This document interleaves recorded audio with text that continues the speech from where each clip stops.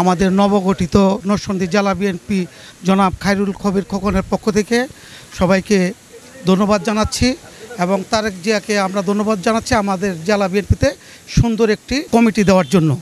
অবশ্যই আমরা ভালো কিছু আশা করছি, যেহেতু আমাদের তারেক রহমান সাহেব ইউনূস সাহেবের সাথে ভালো একটা মিটিং হয়েছে, সে কারণে আমরা অত্যন্ত সন্তুষ্টি এবং আমরা অবশ্যই বর্তমান অন্তর্বর্তীকালীন সরকারের কাছে আশা করি যে আমাদেরকে অবশ্যই তারা ভালো কিছু দিবে এবং ইনশাল্লাহ সুস্থ একটি নির্বাচন হবে, আমরা আশাবাদী ইনশাল্লাহ।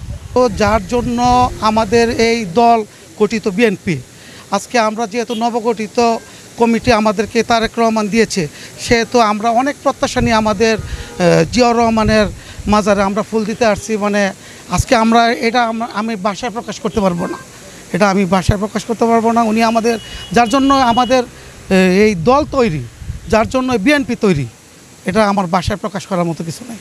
তো ইনশাল্লাহ আমরা অবশ্যই এই সরকারের কাছে, বর্তমান অন্তর্বর্তীকালীন সরকারের কাছে ভালো কিছু আশা করতেছি এবং ভালো একটা নির্বাচন ইনশাল্লাহ দেশে হবে, আমরা আশাবাদী।